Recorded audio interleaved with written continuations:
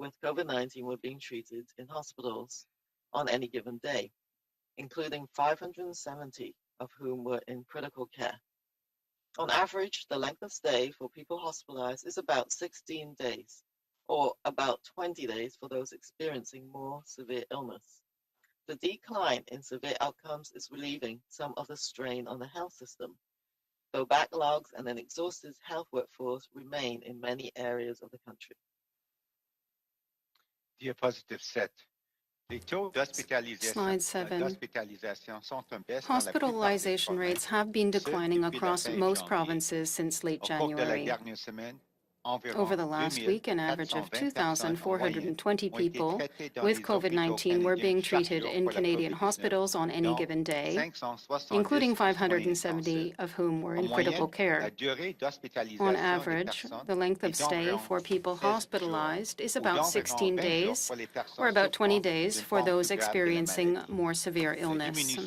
The decline in serious outcomes is relieving some of the strain on the health system, although backlogs and an exhausted health workforce remain in many areas of the country.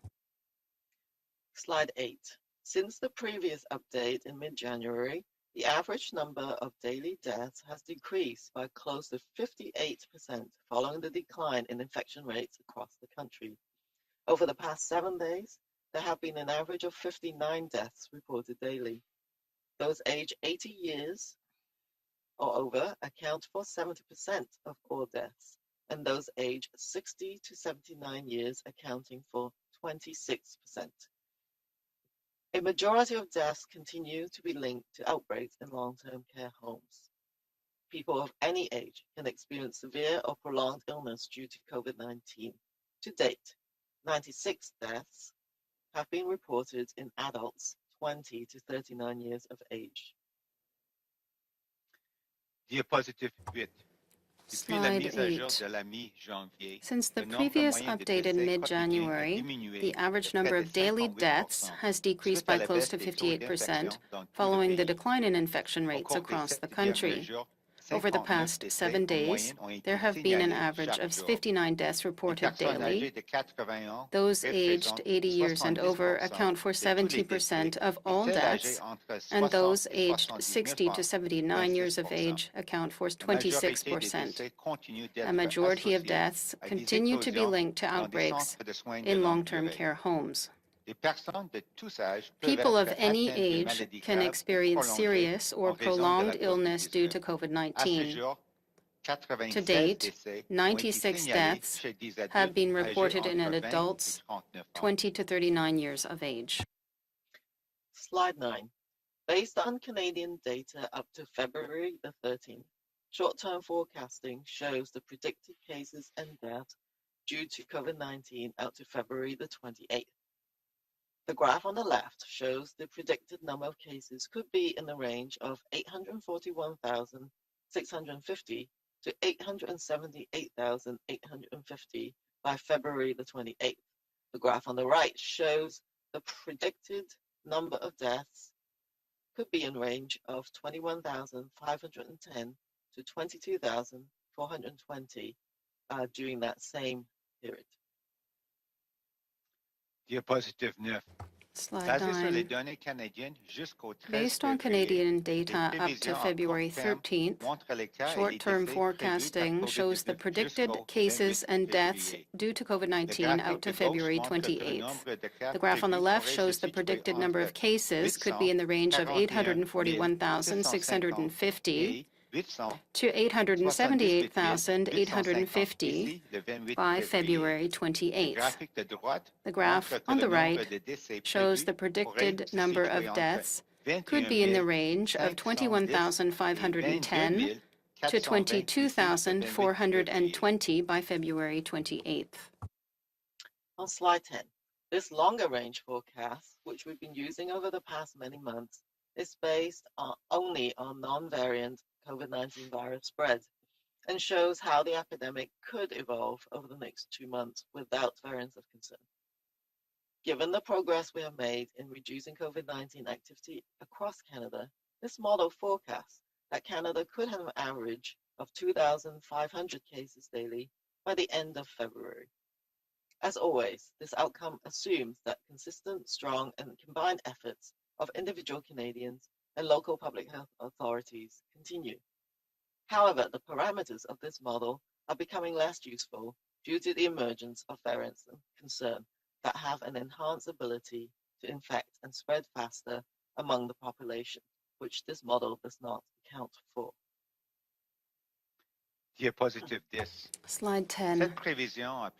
This longer-range forecast, which we have been using over the past many months, is based only on non-variant COVID-19 virus spread and shows how the epidemic could evolve over the next 2 months without variants of concern. Given the progress we have made in reducing COVID-19 activity across Canada, this model forecasts that Canada could have an average 2,500 cases daily by the end of February. As always, this outcome assumes the consistent, strong, and combined efforts of individual Canadians and local public health authorities continue. However, the parameters of this model are becoming less useful due to the emergence of variants of concern that have an enhanced ability to infect and spread faster among the population, which this model does not account for. Slide 11. Although it is normal for variants to emerge as viruses continuously evolve, some variants are considered variants of concern because they spread more easily or cause more severe illness, or because current vaccines may be less effective against them. In the past 2 months, more contagious virus variants, first found in the UK, South Africa, and Brazil, have emerged in Canada and have now appeared in all provinces. Starting with a few travel-related cases in the early weeks, these variants have been smoldering in the background and now threaten to flare up. Diapositive 11. Slide 11.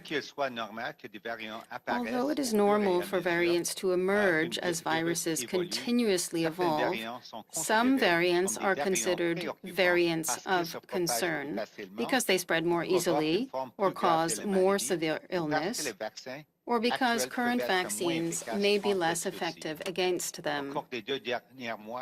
In the past 2 months, more contagious virus variants, first found in the UK, South Africa, and Brazil, have emerged in Canada and now have appeared in all 10 provinces. Starting with a few travel-related cases in the early weeks, these variants have now been smoldering in the background and now threaten to flare up into a rapid blaze. Slide 12. A new longer-range forecast model that accounts for the transmission dynamics of both non-variant and new variants of concern is giving us insight into what could happen if more contagious variants continue to spread in Canada. So this model predicts that with more contagious variants spreading, further lifting of the public health measures will cause the epidemic to resurge rapidly and strongly. That's the orange line. And current community-based public health measures will be insufficient to control rapid growth and resurgence is forecast, the gray line. But if a combination of enhanced community-based public health measures and good adherence to individual precautions are implemented and sustained, the epidemic is forecast to come under control. Adhering to individual precautions means that we all must maintain physical distancing, reduce contacts outside of our household to just essential activities, continue with good hand washing practices, and wearing a well-constructed, well-fitted, and properly worn face mask to protect ourselves and others.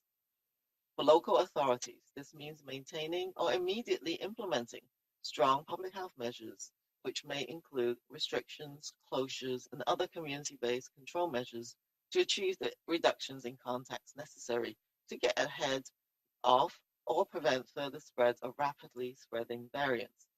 We've been saying all along that if we ease measures too soon, the epidemic will resurge even stronger. But with highly contagious variants in our midst, the threat of uncontrolled epidemic growth is significantly elevated. This is why measures must be stronger, stricter, and sustained long enough to suppress rapid epidemic growth of various variants of concern.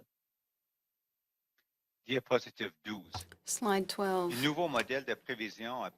A new longer-range forecast model that accounts for transmission dynamics of both non-variant COVID-19 and new variants of concern is giving us insight into what could happen if more contagious variants continue to spread in Canada. With more contagious variants spreading, this model predicts that further lifting of public health measures will cause the epidemic to resurge rapidly and strongly. This is the orange line. And current community-based public health measures will be insufficient to control rapid growth, and resurgence is forecast. That is the gray line. But if a combination of enhanced community-based public health measures and good adherence to individual precautions are implemented and sustained, the epidemic is forecast to come under control. This is the blue line. Adhering to individual precautions means that we must all maintain physical distancing, reduce contacts outside of our household to just essential activities, continue with good hand-washing practices, and wear a well-constructed, well-fitting, and properly worn face mask to protect ourselves and others. For local authorities, this means maintaining or immediately implementing strong public health measures, which may include restrictions, closures, and other community-based control measures to achieve the reductions in contacts necessary to get ahead of or prevent further spread of rapidly spreading variants. We've been saying all along that if we ease measures too soon, the epidemic will resurge even stronger, but with highly contagious variants in our midst, the threat of uncontrolled epidemic growth is significantly elevated. This is why measures must be stronger, stricter, and sustained long enough to suppress rapid epidemic growth of variants of concern. Slide 13. The experiences of other countries demonstrate that we can control the spread of COVID-19 even when more contagious variants are predominating. The United Kingdom saw a very rapid increase in cases associated with the emergence and spread of B.1.1.7 variant in early December, when their public health measures were less stringent.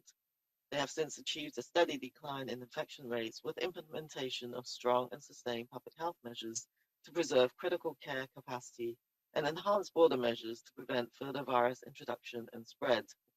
Israel also experienced a large surge in cases starting in early December when public health measures were less stringent. Although adult vaccinations began in mid to late December, strengthened and sustained public health measures have been necessary to suppress rapid growth as the vaccine coverage increases. With the detection of B.1.1.7 variant in late December, now accounting for a large majority of new cases, and the emergence of B.1.351 in late January, Israel has enhanced border measures to interrupt further introductions, while continuing rigorous testing, genomic sequencing, and tracing to slow the spread of new variants of concern. Slide 13. The experiences of other countries demonstrate that we can control the spread of COVID-19 even when more contagious variants are predominating. The UK saw a very rapid increase of cases associated with the emergence and spread of the B.1.1.7 variant in early December, when their public health measures were less stringent. They have since achieved a steady decline in infection rates with implementation of strong and sustained public health measures to preserve critical care capacity and thanks to enhanced border measures to prevent further virus introduction and spread. Israel also experienced a large surge in cases starting in early December, when public health measures were also less stringent. Although adult vaccination began in mid to late December, Strengthened and sustained public health measures have been necessary to suppress rapid growth as vaccine coverage increases.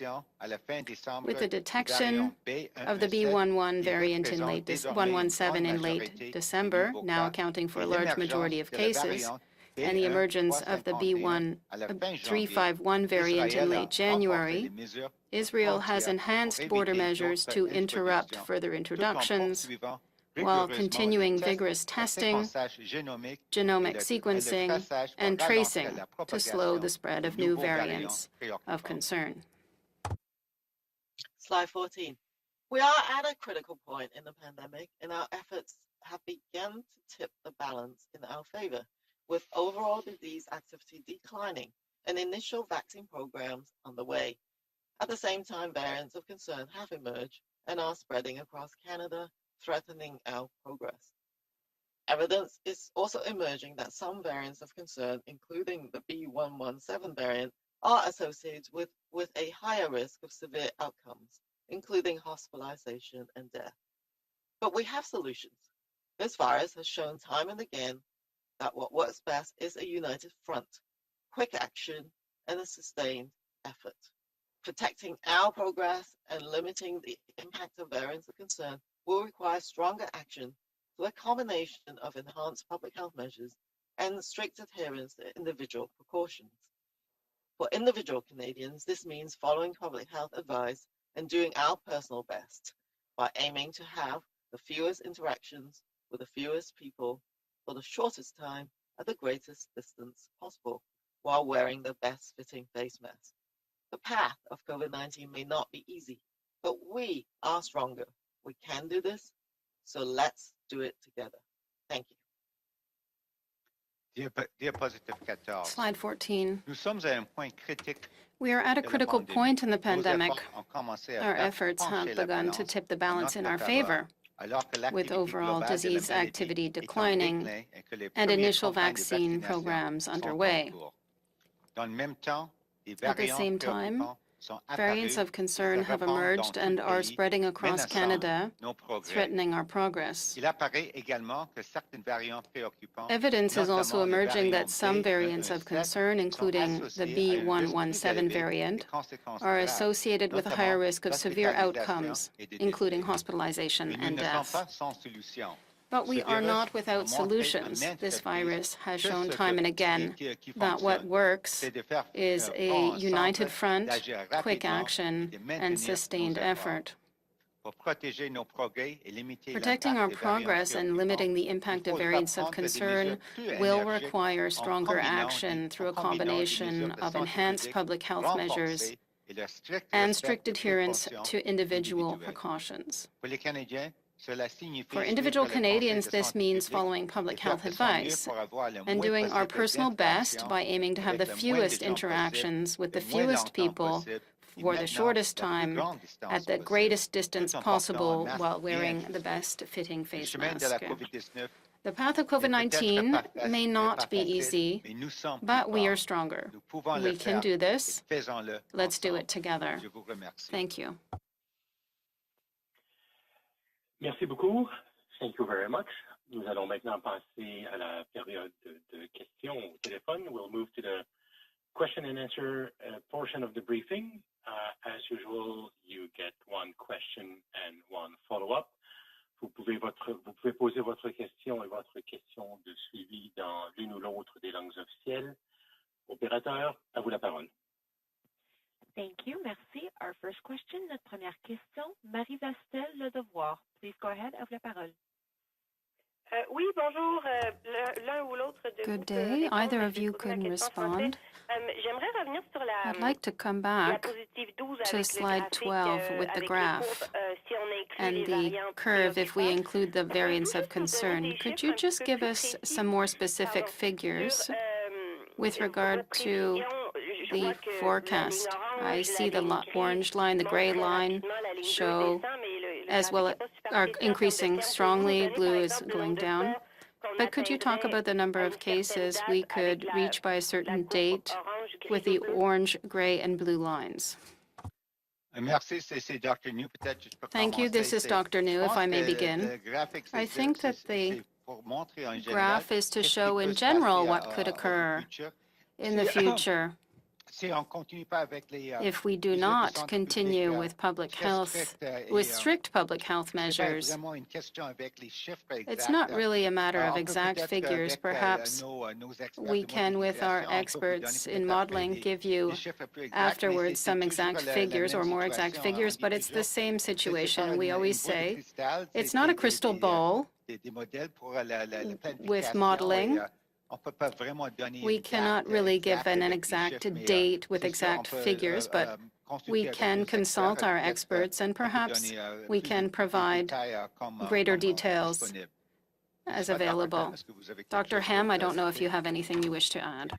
Non, pas vraiment, mais c'est pour Not really. montrer que si on lâche notre If we slow our efforts, il y a vraiment une rapidité de recrudescence de, there will be a rapid increase in the number of cases. For this model, we assumed that the variants of concern sont 50% plus transmissibles. are 50% more transmissible, so we can add or create a number of scenarios, but this is one of the possibilities.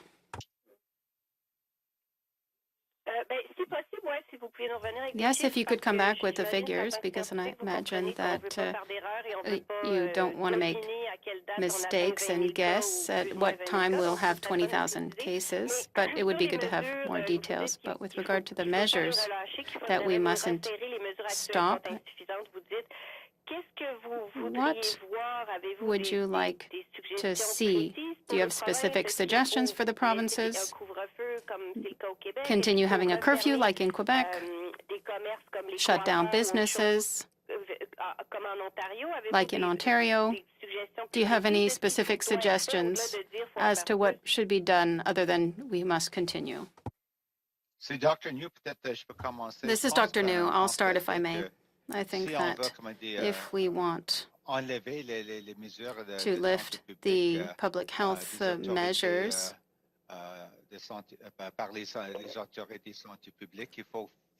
then we must do so with a great deal of caution and not too early or too quickly. We need to have a good monitoring system in order to screen, trace, and quarantine all cases, because if there are indications that the infection rate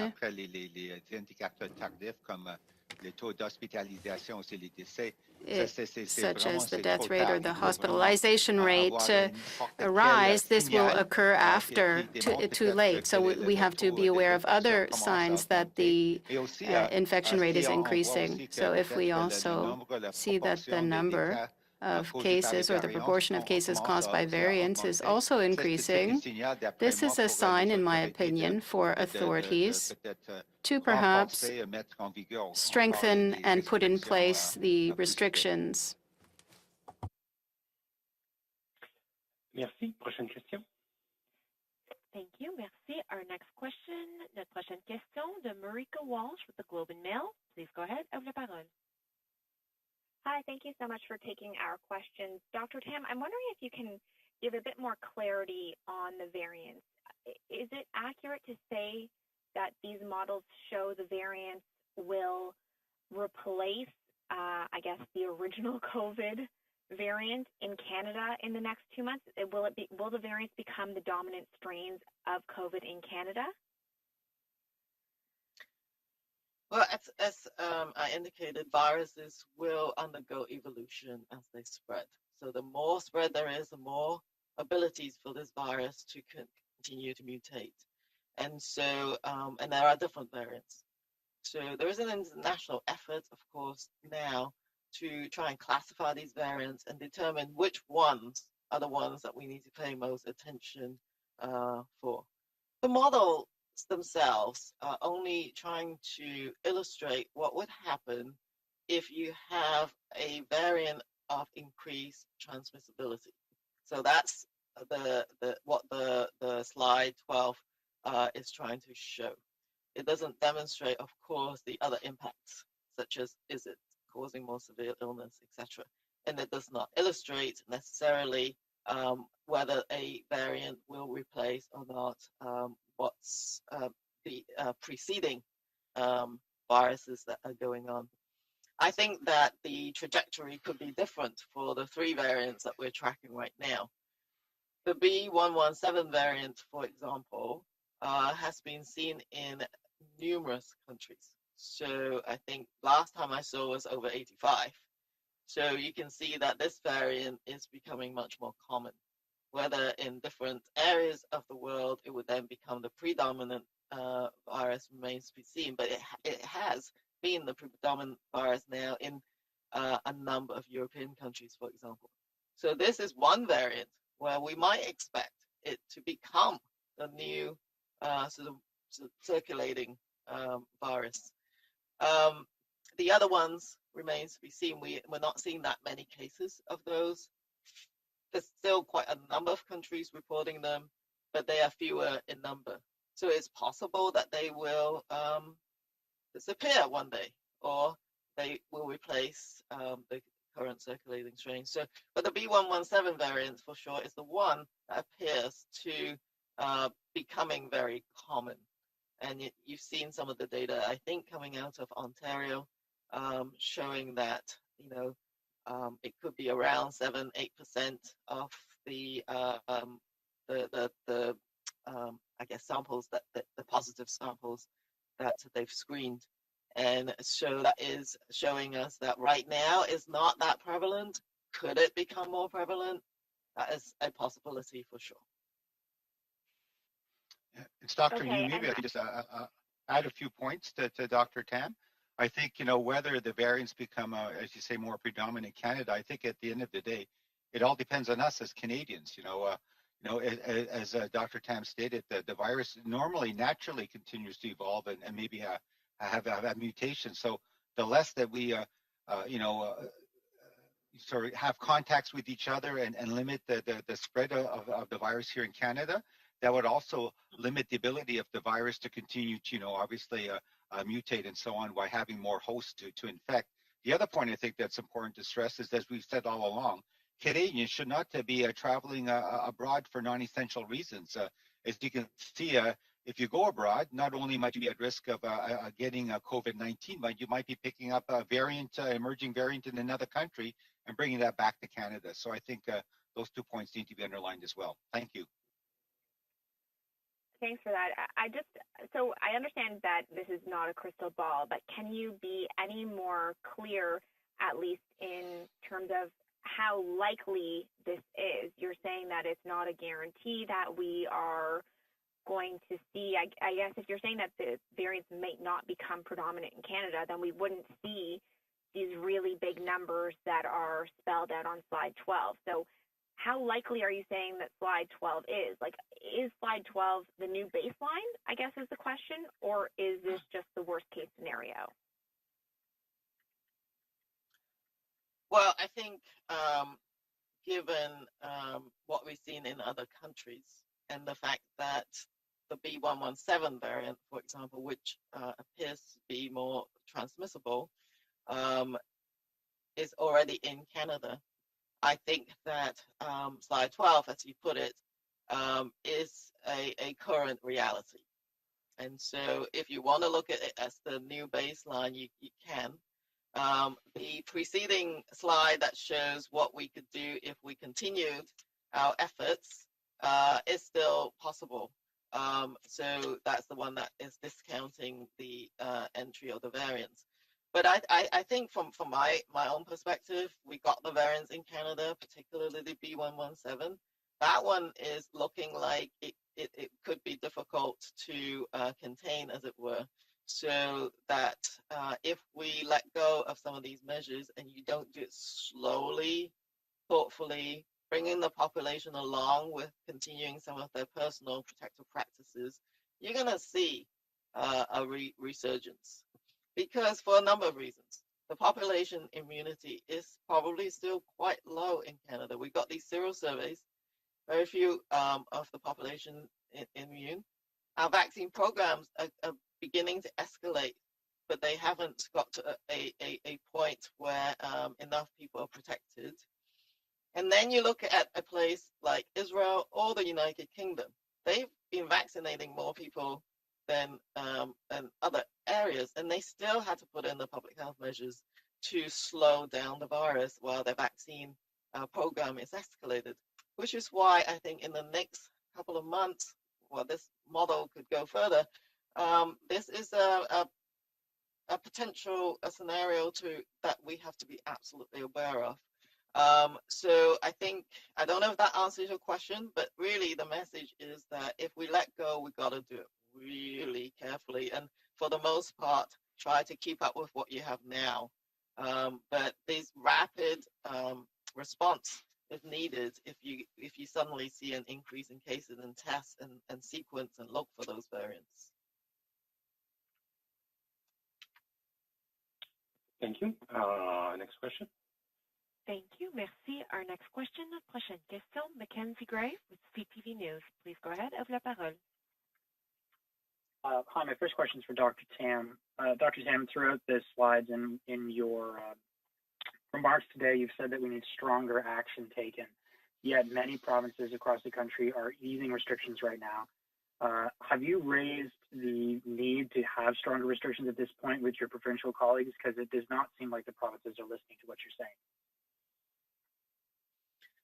Well, of course, we are in constant communication with chief medical officers, and they, again, as usual, in this big country of ours, each of them are experiencing things in a slightly different way and have different contexts.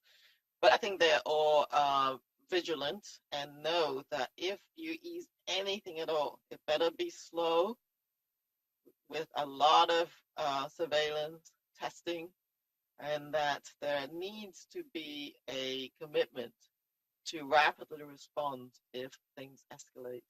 And I do think that given all the things I've just said, a resurgence is very likely if people let go of the public health measures right now. But what you want to do is to keep avoiding, I think, this yo-yoing effect of up and down, and you need to avoid complete lockdowns and curfews and all those things by trying to maintain a strong level of public health measures. And so, I don't think any of the population or businesses or others just want to see, us keep, provinces keep sort of going up and down with their measures. I think the initial really careful easing. Why would you ease your measures? Well, only if you got the sequencing in place, you got your testing to a good level. You know that when you find a case, you can detect the context. If those things are not well in place, one shouldn't be easing those measures. You can't just keep doing the same thing and expect a different result, right? So you have to have enforced those other public health capacities in order to be able to cope with any signs of uptick. I'd like to know in the modeling how much you have factored in an increase in the ability for Canadians to get vaccinated in terms of the number of cases and the number of deaths. And can you give us a number of how many Canadians will need to be vaccinated for there to be a meaningful decrease in either cases or deaths?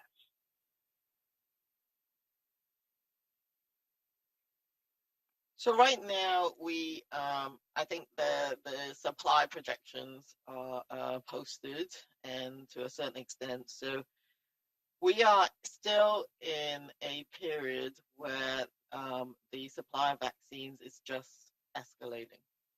So for the next months, we're not going to have a lot of people vaccinated. So that's a fact, right? So then. In terms of seeing a decrease in hospitalization and death, that is possible because we are now throughout Canada trying to provide vaccine to the priority groups, including long-term care homes and seniors and those at high risk of exposure, such as the healthcare workers who look after them in the long-term care homes. You would have seen some sort of media sound bites on some of the results that provinces are seeing, including British Columbia and Quebec.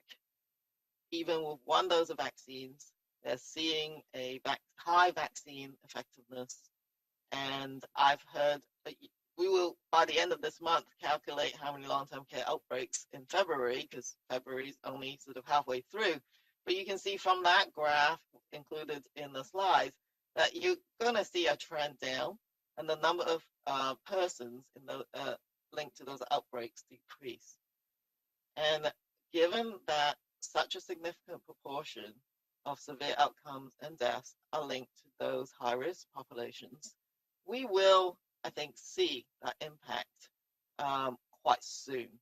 And we're seeing some of that now. We need to see the sort of publication of the results.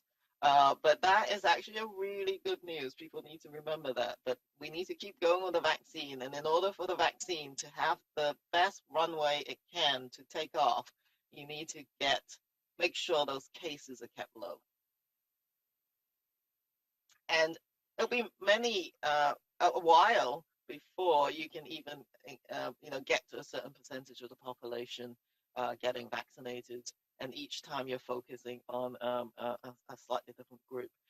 The reason we showed also the international slides is that we will always look towards other countries for lessons learned, and for Israel, for example, that's undergone a lot of vaccination in their communities.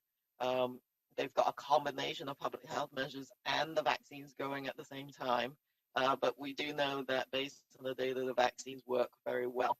And so that combination of measures has enabled that country to see its curve go down. So we'll be able to sort of judge a bit more. And the modelers will take into account these new parameters as they learn about them. And the models can be adjusted over time as well. Thank you. Next question. Thank you. Merci. Our next question, notre prochaine question from Catherine Lévesque avec la presse canadienne. Please go ahead, à vous la parole. Oui, bonjour à vous deux. J'aimerais retourner sur les chiffres. I'd like to come back to the numbers la courbe plus with regard to les courbes qu'on retrouve à la page 16 curve on page 16 in the appendix. I know that you say that you don't have the figures, but the orange curve is very concerning. Do you have an estimate or an idea of the average number of cases that we might have in March 1st or April 1st with that orange curve? And if you also have figures for the gray line, that would be good too. So Dr. New, Dr. New here. Don't have the exact figures. We can, of course, provide you perhaps later figures from our experts at the agency, because they provided the graphs and they have more specific data. Perhaps that's the best way to get an estimate, because I'm not able to provide that. Dr. Tam, perhaps you may have something to add.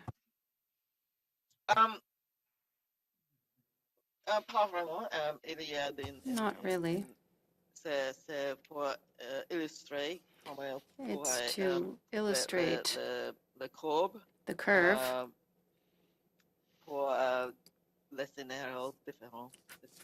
curves of relating to the different scenarios. There's a very different situation in the provinces. So, for example, if you looked at any number of those provinces, what they do now, if they don't let go of anything and a variant comes in, this might happen. But if there are no variants detected, that trajectory would remain more like the current state. But it's to illustrate that if the variants do come in, I think from one of our previous questions, if the variants do come into a province and they lift their public health measures, that is not what you need to see. If you see a variant come in, and you need to increase your measures in order to get it under control. So that's pretty much an illustration, again, with the assumption of a variant as 50% more transmissible, which is a sort of ballpark as well. So you can't be absolutely certain about that kind of thing. But, just for illustration, right now we're only seeing under 3,000 cases a day right now. A variant that comes in 50% more transmissible and you release your measures, you're looking at thousands more a day. And remember, we were at over 8,000 cases a day at the beginning of January. And it could be more than that. That third sort of resurgence, that third curve going up can be way more than 8,500 cases a day is what this model is trying to demonstrate. Someone peut souligner le point, c'est pour illustrer le point. To illustrate the point, but we don't have the exact figures. With respect, this is a technical briefing, so we would have expected to have more details. On what you were saying, Dr. Tam, I was just wondering, I know that the situation will be different in every province, but let's say in the cases of Ontario or Quebec, for example, right now, those two provinces are easing their restrictions. Considering there are variants in those two provinces, are we in the current state going on the gray line, or are we going towards the orange line? It's in those two provinces.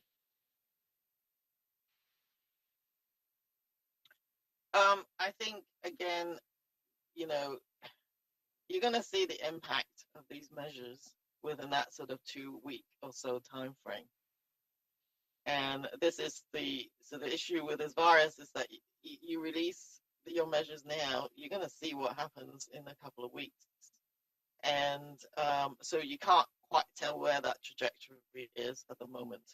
But if there's not enough capacity to do enough testing, tracing, and sequencing, then, that there's a distinct possibility that the gray line will veer towards the orange line. How much it veers towards the orange line remains to be seen. But we do know that in Ontario, for example, the B117 variant has been detected in multiple health units and has already caused some outbreaks. So at the same time, if you want to reduce the impact, you need to make sure all those long-term care facilities and residents and seniors are vaccinated. And so these layers of measures need to be in place. But I do think that from the chief medical officers, they do recognize that you can't just release the brakes entirely. You're going to have to do it really carefully. Some of our recommendations have been do it very small. Most provinces are going to focus on, can we get kids back to school? So that's one setting. Look at what happens to that for like 3 weeks. Don't sort of keep adding on the easing of measures. Give it enough time to see what actually happens in order to inform whether you need to tighten or whether you can continue on the current state. So that's really critical. If you release your measures without increasing the capacity to manage cases and contacts, then resurgence will occur. Okay, we're running out of time. We have time for one quick class question. Operator. Thank you. Merci. Our next question, notre prochaine question, David Thurton from CBC News. Please go ahead. À vous la parole. Hi. Doctors, I'm just wondering if you can tell us anything about this new study that shows that the Pfizer-BioNTech vaccine, just one shot of this vaccine packs quite a bit of a punch. What does this mean for your guidance on the administering of maybe just one dose in future? That is a really great question. And I think it's great to end on that question, actually, because we can be very optimistic, I think, about the performance of the mRNA vaccines, I think. There are studies now beginning to emerge, both abroad and in Canada, that just that initial dose packs quite a punch, as you said. some new data, for example, from Quebec and from British Columbia, but also reported as a roundtable, if you like, by other jurisdictions, shows that after one dose and after the people who are vaccinated, 2 to 3 weeks later, you see a very high vaccine effectiveness, and certainly over 80%. And why that's good news? One is that in the clinical trials, many of the participants are not, some of the healthier participants, if you like. What we've now demonstrated is that the vaccine is highly effective in the most senior of our populations who have a fragile health status, like those in long-term care, in a congregate living setting. So that's a real-life demonstration of just how good that vaccine is, even several weeks beginning after the first dose. What it's also telling us is that if that efficacy is so high, 3 to 4 weeks later, and in fact, there's emerging evidence to show that even beyond that, and into that 42-day zone, then it's very unlikely that it's going to drop off, the next weeks. And sometimes these vaccines can actually increase. You see an increasing vaccine effectiveness as the interval increases as well. So that kind of data is being reviewed. The investigators, the public health experts who generated those data are presenting to the National Advisory Committee on Immunization, which is the committee that looks at our recommendations. So I think that as that data evolves, I think, first of all, Canadians should be reassured that if you didn't get your first dose till a little bit later, that is unlikely that has an impact. It is not a recommendation to have a 1-dose schedule. It is still a 2-dose schedule, but looking at how far you can stretch that interval. And why that is important is you can cover more people, of course, with the first dose if you can stretch that interval. So that's a very live discussion right now, and the analysis is going on. But it is incredible, I think, that we have such an efficacious tool, and we just need to sort of hunker down to get the vaccines implemented and people to roll up their sleeves when the time comes. So thank you. Okay, so if you have a follow-up, go ahead, but please, everyone, keep it short. Yeah, and forgive me for asking this question, Dr. Tam. I know you're not the regulator, but we have more access to you. You're easier to access than the regulator, but can you give us an update on the AstraZeneca vaccine? What is the regulator telling you about the approval of this? Again, sorry for asking this question, but you're just easier to access than Health Canada. Yes, I answered the question yesterday. Oh, okay. Well, you keep answering. No, you can say that. Every day, that would be the appropriate thing to do. And so, because as you say, I'm not the regulator, but I know they're working very hard at this. And at the last update that you had from them, they said it's sort of soon. So I think that's still the answer as far as I know. But just to say that at the same time, the National Advisory Committee on Immunization has reviewed the same data so that they can be ready with a recommendation when the regulator is ready. So all of this, again, is being done concurrently so we don't lose any time when the vaccine is available. Thank you so much. Merci beaucoup. C'est ce qui complète le briefage technique. This is the end of our technical briefing.